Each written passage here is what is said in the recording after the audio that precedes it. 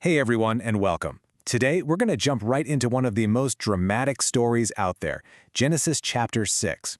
We're going to break down exactly what the text says about a world gone wrong, a really tough divine decision, and how one family was tasked with this unbelievable job of survival. So here's how we're going to tackle this. First, we'll see how things got so bad, this world gone wrong. Then, the heartbreaking decision that came next. After that, we meet the one guy who is different. And finally, we'll get into the actual plan, the blueprint for survival. All right, let's get into it. Part 1. The story kicks off by painting a pretty bleak picture, really setting the stage for all the drama that's about to unfold. It starts out simple enough. People are multiplying, the population is just booming. You can almost picture it, right? A young civilization just starting to spread out across the world. But then, things take a very weird and honestly crucial turn. The text mentions these beings, called the sons of God, who see human women and, well, they take whoever they want as wives. It's a really mysterious part of the story. So as you can imagine, this whole situation gets a reaction from God. The text says the Lord basically declares a new rule. The human lifespan is now capped at 120 years. And get this, the kids from these unions, they were known as the Nephilim. The text calls them giants. I mean, these were the legendary heroes and warriors of ancient times. It just adds this whole other layer of wildness to what's happening. Okay, so as you can see, things are escalating fast. It all builds up to this major crisis point, and that leads to a pretty profound and devastating reaction from God. The story paints an incredibly grim picture here. It says that when God looked at humanity, the wickedness wasn't just, a thing that happens sometimes. It was everything. The text says every single thought, every imagination was just consistently and totally evil. That's intense. And what's really powerful here is the language used. It's not just about anger or being disappointed. The text literally says that seeing the state of the world broke his heart.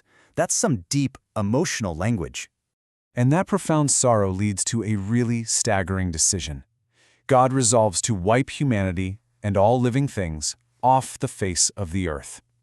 The text even expresses this deep regret, saying, "I am sorry I ever made them." But just when it seems like it's all over, a total wipeout, the story throws in a twist. There's one single exception to this rule, and it changes the entire course of events. So in this world that's described as completely corrupt, one guy is different, and the story pivots on this one simple but really powerful line. But Noah found favor with the Lord. He's the guy. He's the exception. And the difference between him and everyone else is just night and day. The world, corrupt, violent. But Noah, the text describes him as righteous, blameless for his generation, and, this is a big one, he walked in close fellowship with God. And it's not just Noah. This special status also covers his family, his wife, and his 3 sons, Shem, Ham, and Japheth. They're all going to be a huge part of what comes next. Okay, so you've got this one righteous family in a world that's about to be destroyed. The big question is, how do you save them? Well, that leads us to what is maybe the most famous construction project in all of history. God lays it all out for Noah. He confirms, yep, I'm going to destroy everything with the flood. But then he gives him the escape plan. I need you to build a giant boat, what we now call the Ark. And these weren't vague instructions. They were super specific.